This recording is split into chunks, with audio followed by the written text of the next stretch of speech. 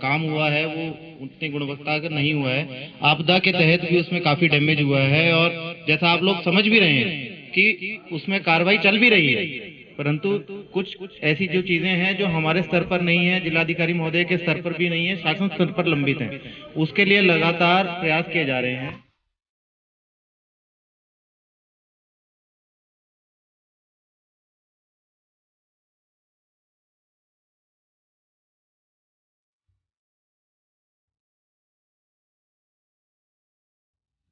बताया कि कितना जिला मुख्यालय से नज़दीक है, फिर भी मेरे को भी 1 साल से यहाँ ऊपर हो गया है, बट कभी ये चीज़ हमारे संज्ञान में नहीं आई। और रोड का जब खुद हमने स्वयं निरीक्षण किया आज, और पॉइंट बाय पॉइंट हम जाते हुए भी करेंगे, तो पता चला कि चलो हमारी गाड़ी तो निकल जाती है, बट आम नागरिक को कितनी समस्या झेलनी पड़ती होगी वो समझ में आता है वो चीज़। हेलो दोस्तों, नमस्कार। मैं संजीव कुमार। स्वागत है आप सभी का देवभूमि उत्तराखंड के बद्रीनाथ क्षेत्र के सबसे सुंदरतम गांवों में से एक गांव खेनुरी से। और मैं सबसे पहले आप सभी का मेरे यूट्यूब चैनल पर स्वागत है। मैं आज का जो वीडियो है वो दिखाने वाला हूं। आज के वीडियो में अपना गांव, अपना सुंदर सा गांव और उसके आसपास का जो क्षेत्र है उसको मैं आपको दिखाऊंगा। हालांकि खेनुरी जो गांव है ये भौगोलिक और जनसंख्या की दृष्टि से काफ़ी बड़ा गांव है। पूरे गांव को कवर करना तो संभव नहीं है, लेकिन फिर भी मैं एक ऐसी लोकेशन पर आ रखा हूँ जहाँ से लगभग पूरे गांव की लोकेशन मैं आपको दिखा सकता हूँ। किस जगह पर हमारा बसा ये गांव है आप देख सकते हैं। ये मेरे पीछे सुंदर सा नज़ारा, ये अभी अपने गाँव के जो मैदान है उसके नीचे सड़क पर मैं खड़ा हूँ, और इसके पीछे सुंदर सा ये गाँव की जो पहाड़ी है, तो पीछे से खेत हैं, ये सारी की सारी चीज़ें आप देख सकते हैं। तो दोस्तों आइए बने रहेगा हमारे साथ मेरे इस वीडियो में अंत तक। तो दोस्तों वीडियो की शुरुआत करते हैं कि आप किस प्रकार से खेनुरी गांव तक पहुंच सकते हैं। उसके लिए मैं आपको बताऊंगा कि चमोली जनपद का जो चमोली मुख्य बाज़ार है, यहाँ से गांव के लिए एक सड़क कटती है जिससे कि आप खेनुरी गांव तक आराम से पहुंच सकते हैं। इसके निकटतम क्षेत्रों में से जो मुख्य गांव हैं आप सामने देख सकते हैं। ये जो दिख रहा है ये गोपेश्वर है। हालांकि मोबाइल से वीडियो बन रही है, साफ नहीं दिखेगा, लेकिन ये जो गोपेश्वर जो चमोली जनपद का सबसे बड़ा शहर है गोपेश्वर, आप देख सकते हैं चमोली जनपद का मुख्यालय भी यहीं पर स्थित है। और इसके आसपास के क्षेत्रों में आप ये देखेंगे, आप गुआनाधार, देवर कटोरा, नील कुड़ाऊ और घिंगराण, और सामने आप देख सकते हैं ये जो क्षेत्र दिख रहा है ये कुजाऊ में कोट है। और इसके सामने दूसरी तरफ हमारा गांव खेनुरी है। खेनुरी गांव काफ़ी बड़ा है। ये नीचे देख रहे होंगे आप, ये जो नीचे घर दिख रहे हैं ये सारे का सारा खेनुरी ग्राम सभा के अंतर्गत ही आता है। लेकिन मैं आज आपको दिखाने वाला हूँ खेनुरी जो मुख्य पारंपरिक जो गांव हमारा है, पैतृक गांव हमारा है। ये एक ज़माने में जहाँ पर सभी गांव के लोग जो आज चाहे किसी भी कस्बे में बसे हों, लेकिन सबका मुख्य मूल गांव जो खेनुरी है उसको मैं आज आपको दिखाने वाला हूँ। तो ये जो नीचे आप दिख रहा है इसको बराली है, और उसके नीचे छिनका भीमतला से लगा हुआ ये गाँव काफ़ी बड़ा है। तो आगे आगे मैं आपको गांव की खूबियों और गांव के जो सुंदर नज़ारे हैं उसको आपको दिखाने का प्रयास करूंगा। तो बने रहेगा और देखते हैं क्या कुछ आज चहल पहल गांव में है। और डीएम साहब आज गांव में आ रहे हैं, तो निश्चित रूप से थोड़ा सा गांव की समस्याओं पर भी इस पर कुछ बातें हो सकेंगी। गांव का सुंदर नज़ारा मैं दिखाने वाला हूं, और यहाँ पे किस प्रकार से जो हमारा रहन सहन है, गांव का जो कल्चर है, किस प्रकार के यहाँ का आसपास का जो वातावरण है उसको मैं आपको दिखाने का प्रयास करूँगा। तो अभी तक मैंने आपको गोपेश्वर, घिंगराण और कुजाऊ में कोट जो हमारे सामने के जो गांव हैं उनको दिखाया था। जो ठीक ये पहाड़ी दिख रही है इसके पीछे है हमारा क्षेत्र का एक गांव लासी, मजोठी और रंगतोली, हरमनी, ये सारे गांव इस पहाड़ी के पीछे हैं। और यहाँ पर ये हमारे गांव का एक जो नीचे दिख रहा है सुंदर सा कस्बा या वार्ड जिसे कह सकते हैं बगरसाल है।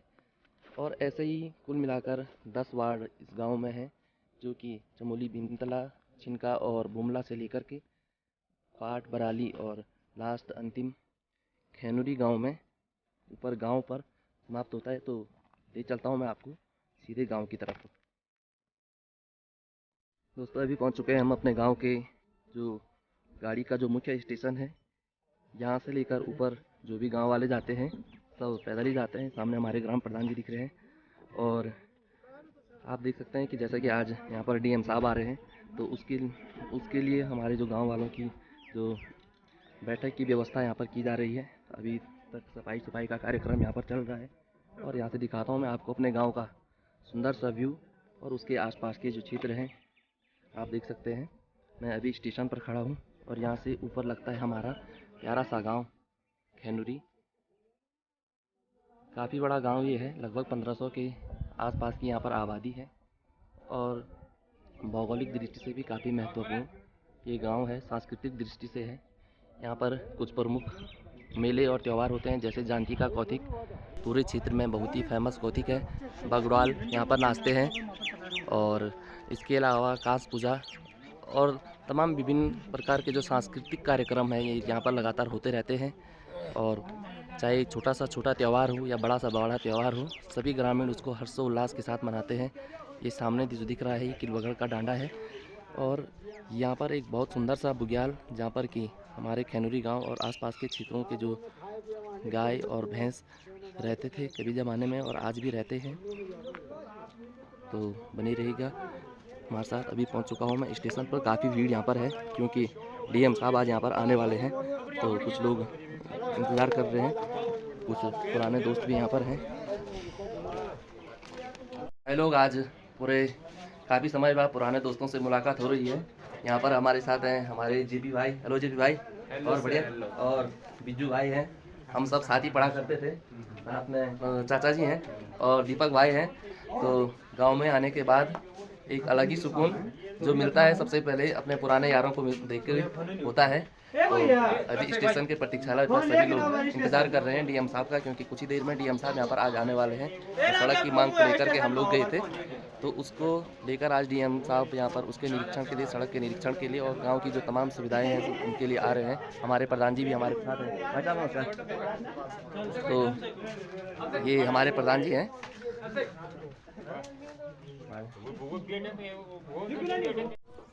तो ये है दोस्तों खैनुरी, हमारा सुंदर सा गांव। आप चारों तरफ पहाड़ियों के बीच में घिरा हुआ एक सुंदर सा गांव, चारों तरफ हरियाली आप देख सकते हैं। और कुछ ही देर में आज डीएम साहब भी यहाँ पर आने वाले हैं, क्योंकि आप सभी जानते हैं कि सड़क के सुधारीकरण के लिए हमने आंदोलन किया था, जिसके सापेक्ष उन्होंने 10 दिन के भीतर निरीक्षण करने का वादा किया था। तो इसके बाद मैं आपको वीडियो में नहीं दिखूंगा, क्योंकि इसके बाद मंच संचालन का कार्य भी मुझे ही करना होगा। तो अभी डीएम साहब पहुँच चुके हैं पूरे राज्यवासियों के साथ। डीएम साहब का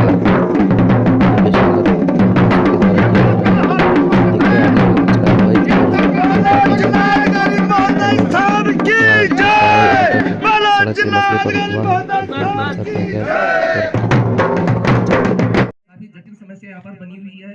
हम आपका धन्यवाद करते हैं कि आपने अपने निरीक्षण में रोड की जो स्थिति है, जैसा हमने बयान किया था, उसको सही साबित किया। और इसी के मद्देनजर जब इस पर कोई कार्रवाई नहीं हो पाई तो हमें मजबूरन एक बार फिर से एक धरना प्रदर्शन के रूप में हमें आपके पास गोपेश्वर मुख्यालय में आना पड़ा और उसका आपने संज्ञान लिया भी और हमें आश्वासन दिया कि 10 दिन के भीतर मैं सड़क का स्वयं निरीक्षण करूंगा और आप आए भी। एक बार पुनः धन्यवाद अर्पित करता हूं मैं माननीय जिलाधिकारी महोदय का। महोदय, आज आपको हमारा यहाँ बुलाने का मुख्य उद्देश्य यही था कि आप आए और स्वयं निरीक्षण करें, लेकिन उससे बड़ा जो हमारा मुद्दा है, जो सबसे बड़ी हमारी जो आवश्यकता है, उस पर कार्य होना चाहिए। ये हमें अब परिमाण नहीं परिणाम चाहिए। कि परिमाण तो ये हो गया कि भाई हम निरीक्षण पे चले गए, लेकिन अब हमें परिणाम चाहिए कि हमारी सड़क की स्थिति जो बनी हुई है क्या ये यथावत बनी रहेगी या इस पर अभी भी कार्य करने की कोई गुंजाइश है। क्योंकि ग्रामीण पहले से ही आमरण अनशन की घोषणा कर चुके हैं। यदि इस पर अभी भी कार्रवाई नहीं होती है तो यह आंदोलन यथावत चलता रहेगा। तो मैं ज्यादा समय न लेते हुए मैं अपनी ग्राम प्रधान श्रीमती महोदय और उप जिलाधिकारी महोदय, मैं आप सभी लोगों का ग्राम सभा में उपस्थित होने पर संपूर्ण ग्राम सभा की ओर से स्वागत एवं अभिनंदन करती हूँ। साथ ही उनके साथ में आए हुए विभागीय कर्मचारी, उनका भी मैं स्वागत एवं अभिनंदन करती हूँ। मोदी जी ने यहाँ की जो सड़क है उसके हालात आप लोगों ने देख ही लिया हो गया कि किस प्रकार इस रोड के हालात हैं।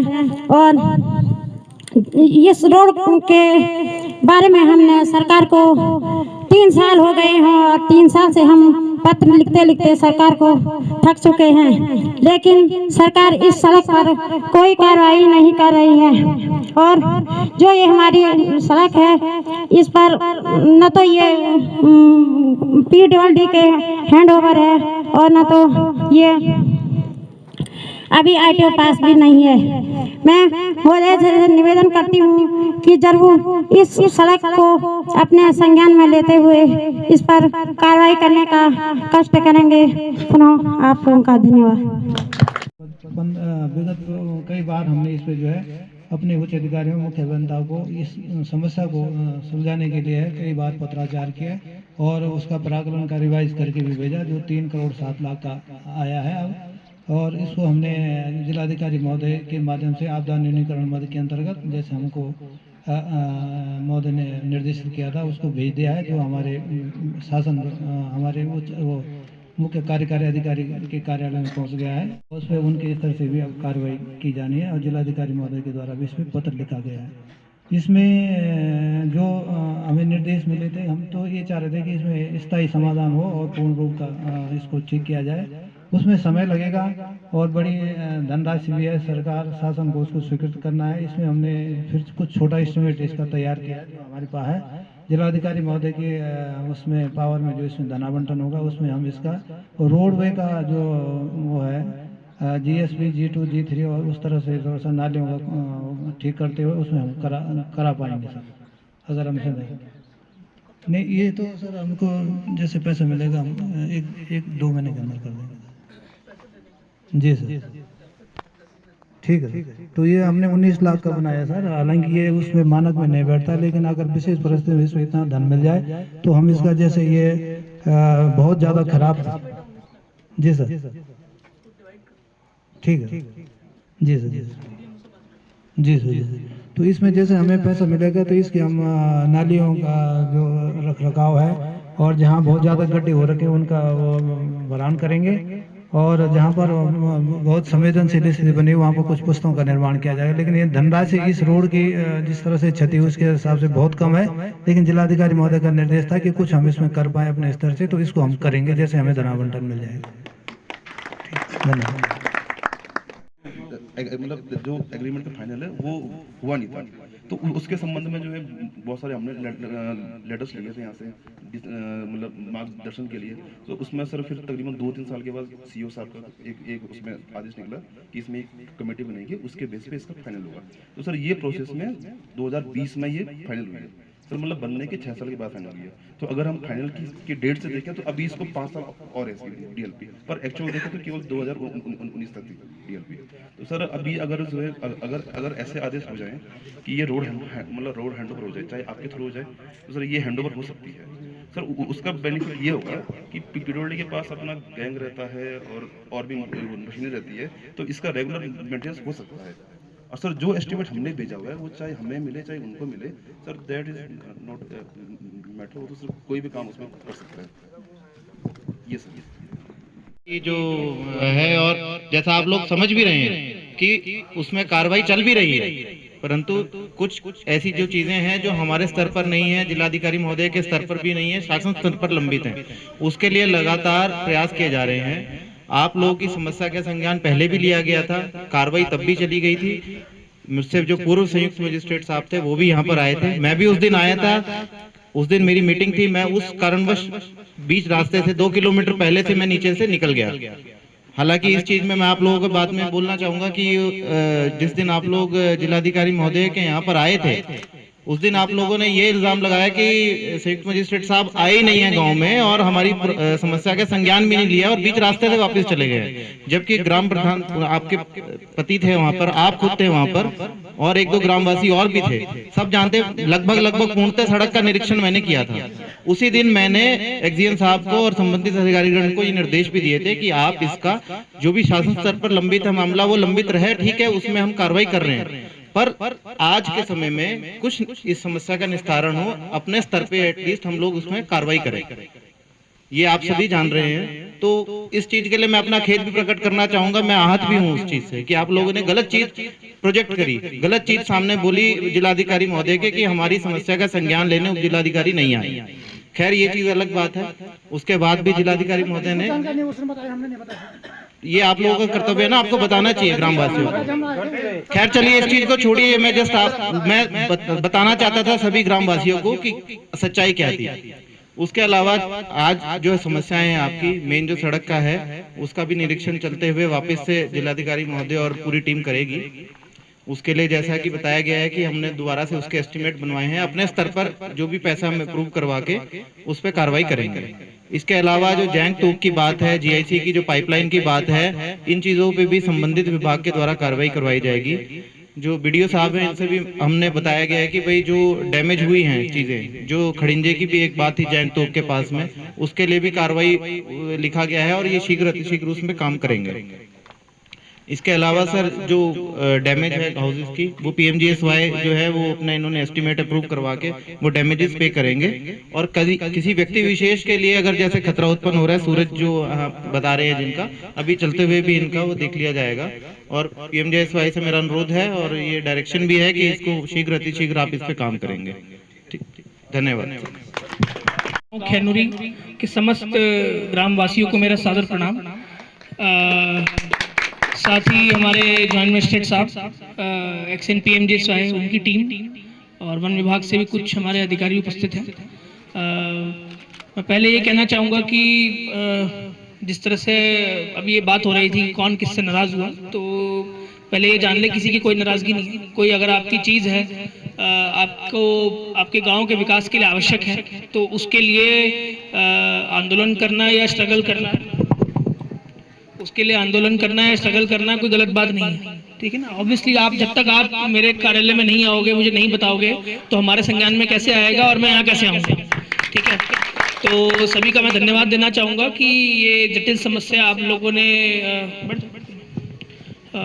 जटिल समस्या आप लोग मेरे संज्ञान में लेकर आए। और हालांकि जैसे बता, ठीक है, तो इसको देखते हुए सबसे पहले तो मैं यही कहूँगा कि जो हम कोशिश करेंगे कि जो जनपद स्तर पे चीज़ें हैं वो तो हम इमीडिएटली स्टार्ट कर दें, ठीक है, क्योंकि वो वित्तीय कितने मेरा अधिकार हैं और हमारे स्तर पे कितना हम काम कर सकते हैं उसके हिसाब से हमें देखना है। बट शासन स्तर का एस्टिमेट जैसे आपको बताया था, हमने पहले भी भेजा था और निरंतर हम उसकी फॉलोअप कर रहे हैं, शासन स्तर पर बात कर रहे हैं। और आज मैंने क्योंकि स्वयं देख लिया है तो मैं इस पर और जोर शोर से मैं जरा बात करूँगा।